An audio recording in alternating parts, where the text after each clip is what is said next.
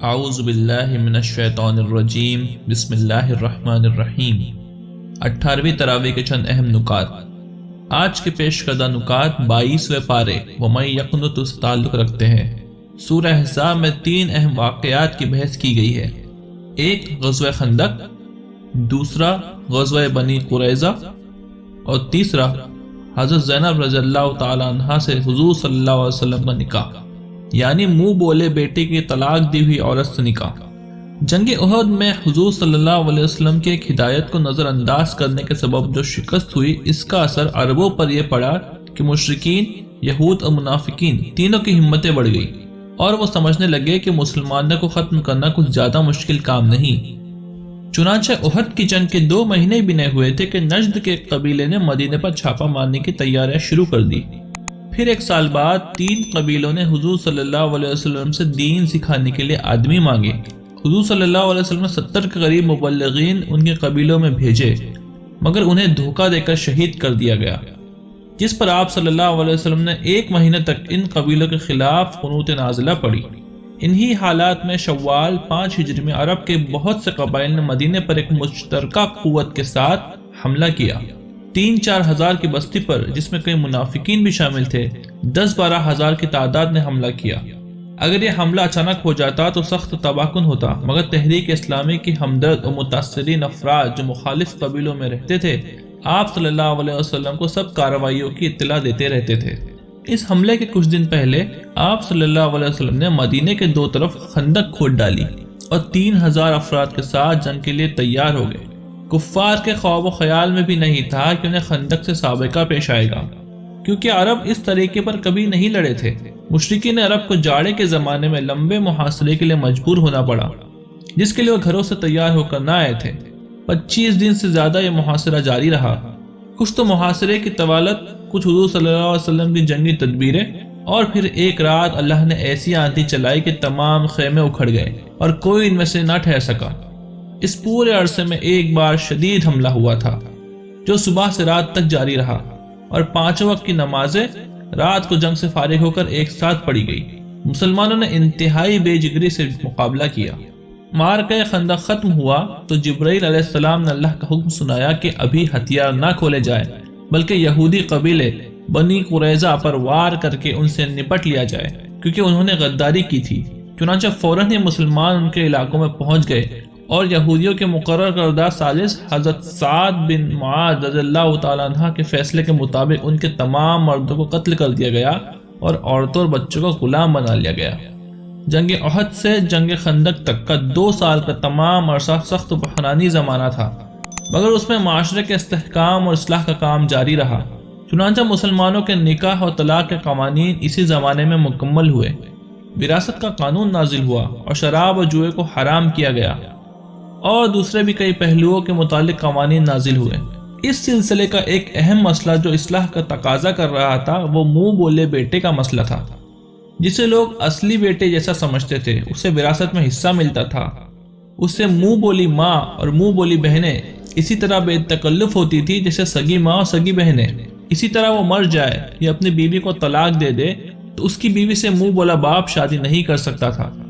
یہ باتیں قدم قدم پر قرآن کے ان قوانین سے ٹکراتی تھی جو اللہ نے سورہ نساء اور سورہ بقرہ میں نکاح اور طلاق اور وراثت کے متعلق اتارے ہیں۔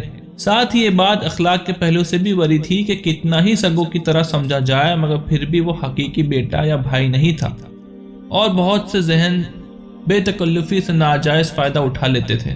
ضرورت اس بات کی تھی کہ ان برائیوں کا راستہ روکا جائے، مگر یہ راستہ صرف قانون بنانے سے نہیں رک سکتا تھا۔ اس لیے اللہ نے ایسے حالات پیدا کیے کہ نبی صلی اللہ علیہ وسلم کو خود اس رسم کو توڑنا پڑا۔ آپ صلی اللہ علیہ وسلم کی پھوپھی زاد بہن حضرت زینب رضی اللہ تعالیٰ عنہ، ان کے شوہر حضرت زید بن حارثہ رضی اللہ تعالیٰ عنہ نے طلاق دی، جو حضور صلی اللہ علیہ وسلم کے منہ بولے بیٹے تھے۔ تو اللہ نے حکم دیا کہ آپ صلی اللہ علیہ وسلم حضرت زینب سے شادی کر لیں۔ جب آپ صلی اللہ علیہ وسلم نے حضرت زید سے ان کا نکاح پڑھایا تھا تو عربوں کی رسم توڑی تھی کہ وہ آزاد کردہ غلام کو اپنے برابر نہیں سمجھتے تھے، بلکہ اس سے غلاموں کا سا سلوک کرتے تھے۔ آپ صلی اللہ علیہ وسلم نے ان کی پھوپھی زاد آزاد عورت سے ان کی شادی کر کے یہ ثابت کیا کہ اسلام میں آزاد کردہ غلام بھی اشراف کا درجہ رکھتا ہے۔ اب اللہ نے چاہا کہ اس رسم کو بھی توڑے اور منہ بولے بیٹے کو اصل بیٹا نہ سمجھا جائے۔ اسی طرح پردے کے احکام بھی جاری ہوئے اور قریبی رشتہ داروں کے علاوہ اور غیر مردوں کے ساتھ ملنا جلنا حرام کر دیا گیا۔ اگر انہیں بات کرنی ہو یا کچھ لینا دینا ہو تو پردے کے پیچھے سے لے اور دے۔ کوئی ایسی حرکت نہ کرے جس سے کسی مرد کو غلط فہمی ہو۔ نبی صلی اللہ علیہ وسلم کی بیوی کو تمام مسلمانوں کی ماں قرار دیا گیا اور آپ صلی اللہ علیہ وسلم کی وفات کے بعد ان سے نکاح حرام کر دیا گیا۔ عام مسلمان عورتوں کو حکم دیا گیا کہ جب بھی گھروں سے نکلے تو چادروں سے اپنے آپ کو ڈھانپ کر نکلے اور گھونگھٹ نکال لیا کریں۔ اسی موقع پر اس بات کا اعلان کیا گیا کہ نبی صلی اللہ علیہ وسلم آخری نبی ہیں۔ چونکہ آپ صلی اللہ علیہ وسلم کے بعد کوئی نبی آنے والا نہیں، لہٰذا زمانے جاہلیت میں جو رسوم جڑ پکڑ چکی ہیں ان کا خاتمہ رسول صلی اللہ علیہ وسلم کے ذریعے ضروری ہے۔ اسی وجہ سے اللہ نے حضرت زید کے طلاق دینے کے بعد حضرت زینب رضی اللہ تعالیٰ عنہ کا نکاح آپ صلی اللہ علیہ وسلم سے فرما دیا۔ چونکہ حضرت زید رضی اللہ تعالیٰ عنہ لے پالک بیٹے یعنی منہ بولے بیٹے تھے اور بیٹے کی بیوی یعنی بہو، ان سے نکاح حرام ہے۔ اللہ تعالیٰ نے تردید فرما دی کہ حضرت زید رضی اللہ تعالیٰ عنہ کب آپ کے بیٹے تھے؟ وہ تو سرے سے بیٹے ہی نہیں۔ مردوں میں سے محمد صلی اللہ علیہ وسلم کسی کے باپ نہیں، پھر بہو کا سوال کہاں پیدا ہوتا ہے؟ دوسری حیثیت آپ صلی اللہ علیہ وسلم کی رسول کی تھی اور رسول جہالت کی باتوں کو ختم کرنے آتے ہیں۔ تیسری بات یہ کہ آپ خاتم النبیین ہیں، آپ صلی اللہ علیہ وسلم کے بعد کوئی رسول آنے والا نہیں، لہذا ضروری ہے کہ اس قبیح رسم کو آپ صلی اللہ علیہ وسلم خود ختم کر کے جائیں۔ چونکہ نکاح و طلاق کا ذکر ہے اس لیے ضمناً ایک اہم مسئلے کی وضاحت کر دی گئی کہ مسلمان جب کسی عورت سے نکاح کرے اور خلوت صحیحہ سے پہلے طلاق کی نوبت آ جائے تو عورتوں پر عدت نہیں، مراد یہ ہے کہ مرد کا حق رجوع ساقط ہو جاتا ہے، اسی طرح حق اولاد اور عدت کا خرچ بھی ساقط ہو جاتا ہے۔ البتہ شوہر کو چاہیے کہ کچھ مال دے دلا کر عورت کو رخصت کرے۔ گویا اگر نکاح کے وقت مہر مقرر کیا گیا ہے اور خلوت سے پہلے طلاق ہو گئی تو نصف مہر واجب ہے، جیسا کہ سورہ بقرہ کی آیت میں ہے۔ اس واجب سے زیادہ دینا لازم نہیں لیکن مستحب ہے، لیکن اگر نکاح کے وقت مہر مقرر نہ کیا گیا ہو تو اس صورت میں عورت کو کچھ نہ کچھ اس کی حیثیت کے مطابق دے کر رخصت کرنا چاہیے۔ بھلی طریقے سے رخصت کرنے کا مطلب یہ ہے کہ اسے رسوا یا بدنام نہ کرے بلکہ شریفانہ طریقے پر رخصت کرے۔ اس زمانے میں لوگ ایک دوسرے کے گھروں میں بے تکلف آیا جایا کرتے تھے، لہٰذا یہ حکم دیا گیا کہ نبی صلی اللہ علیہ وسلم کے گھر میں بغیر اجازت کے داخل نہ ہونا چاہیے۔ کھانے کی دعوت کے بغیر کھانے کا انتظار نہ کرنا چاہیے۔ پھر کھانے کے بعد دنیا جہاں کی لا یعنی گفتگو سے پرہیز کرنا چاہیے کہ اس سے نبی صلی اللہ علیہ وسلم کو تکلیف پہنچتی ہے۔ وہ بسبب حیا تم سے کچھ نہیں کہتے مگر اللہ تعالیٰ حق بات کہنے سے نہیں شرماتا۔ کھانے کے بعد بلا ضرورت بیٹھنے کی اجازت نہیں۔ نبی صلی اللہ علیہ وسلم کی بیویوں سے کوئی سامان مانگنا ہو یا گفتگو کرنا ہو تو پردے کے پیچھے سے مانگا کرو۔ یہ دونوں فریق کے دلوں کی پاکیزگی کا زیادہ مناسب طریقہ ہے۔ نبی صلی اللہ علیہ وسلم اور ازواج مطہرات رضی اللہ عنہم کو تکلیف دینا جائز نہیں۔ نیز نبی صلی اللہ علیہ وسلم کے وصال کے بعد ان کے ازواج سے نکاح کرنا تمام مسلمانوں کے لیے حرام ہے۔ گھروں میں آنے کے لیے قریبی رشتہ داروں، گھریلو عورتوں، نوکروں کے لیے کوئی مضائقہ نہیں۔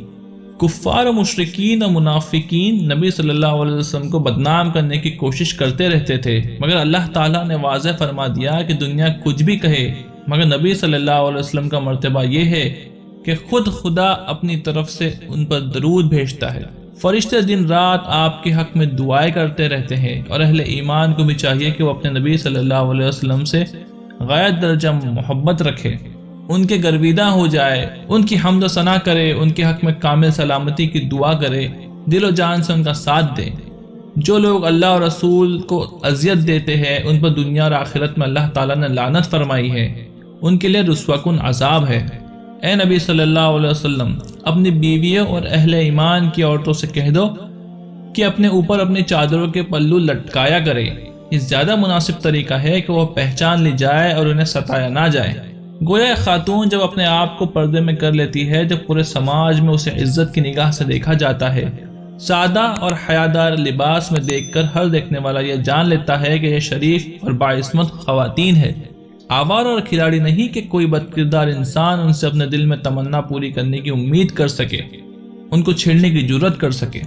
سورہ فاطر مکے میں نازل ہوئی۔ فرمایا لوگو تم پر جو اللہ کے احسانات ہیں انہیں یاد رکھو کہ اللہ کے سوا کوئی اور بھی خالق ہے جو تمہیں آسمان اور زمین سے رزق دیتا ہو، اس کے سوا کوئی معبود نہیں۔ آخر تم کہاں سے دھوکہ کھا رہے ہو؟ خدا کی دی ہوئی نعمتوں سے فائدہ اٹھاؤ اور بندگی کسی اور کی بجا لاؤ، یہ کھلی احسان فراموشی ہے۔ اور اے اللہ کے نبی صلی اللہ علیہ وسلم، اگر تم یہ جھٹلاتے ہیں تو تم تسلی رکھو، تم سے پہلے بہت سے رسول جھٹلائے جا چکے ہیں، سارے معاملات اللہ کی طرف رجوع ہونے والے ہیں۔ اے لوگو، اللہ کا وعدہ آخرت برحق ہے۔ دنیاوی زندگی تمہیں دھوکے میں نہ رکھے کہ بعد میں کوئی زندگی، کوئی حساب کتاب نہیں، یا اللہ کا وجود ہی نہیں، وہی وہ رسالت کی حقیقت ہی نہیں۔ اور سب سے بڑا دھوکے باز شیطان تمہیں اللہ کے بارے میں دھوکے میں نہ رکھے۔ شیطان تو تمہارا کھلا دشمن ہے، تم بھی اسے اپنا دشمن سمجھو۔ شیطان تو اپنے پیرووں کو اس لیے بلا رہا ہے کہ سب کو جہنمی بنا دے۔ اللہ کی قدرت یہ ہے کہ اس نے دن رات کا سلسلہ جاری فرمایا، چاند سورج بنائے، یہ سب کچھ ایک مقررہ وقت تک چلتا رہے گا۔ اللہ ہی تمہارا حقیقی رب ہے۔ اللہ کے علاوہ جن کو تم پکارتے ہو وہ گٹلی کے چھلکے کے بھی مالک نہیں۔ تم انہیں پکارو گے تو وہ تمہاری پکار سن نہیں سکتے، اگر سن بھی لے تو جواب نہیں دے سکتے، اور قیامت کے دن تمہارے شرک کا وہ انکار کریں گے۔ حقیقت حال کی ایسی خبر اللہ کے علاوہ کوئی نہیں دے سکتا۔ تم سب کے سب اللہ کے محتاج ہو، اللہ غنی ہے۔ اللہ چاہے تو تمہاری جگہ دوسروں کو لے آئے، یہ اللہ کے لیے کچھ بھی مشکل نہیں۔ کوئی کسی کا بوجھ نہیں اٹھائے گا۔ اگر کوئی بوجھل ہو اور قریبی رشتہ دار کو بوجھ اٹھانے کے لیے پکارے گا تب بھی وہ اس کا بوجھ کچھ بھی نہ اٹھا سکے گا۔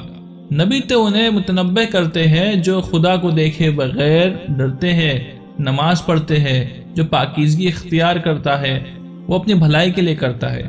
سب کو اللہ کی طرف جانا ہے۔ اندھے اور آنکھ والے برابر نہیں ہو سکتے، نہ ہی اندھیرا روشنی یکساں ہے۔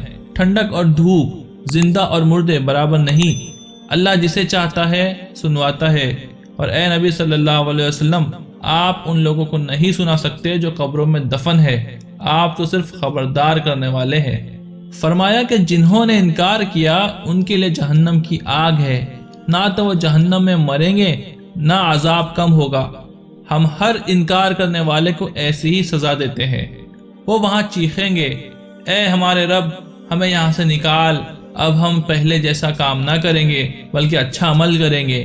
ان سے کہا جائے گا، کیا ہم نے تمہیں اتنی عمر نہ دی تھی کہ جس میں سمجھدار سبق لے لیتا، اور تمہارے پاس تو ڈرانے والا بھی آیا تھا، اب تم مزہ چکھو۔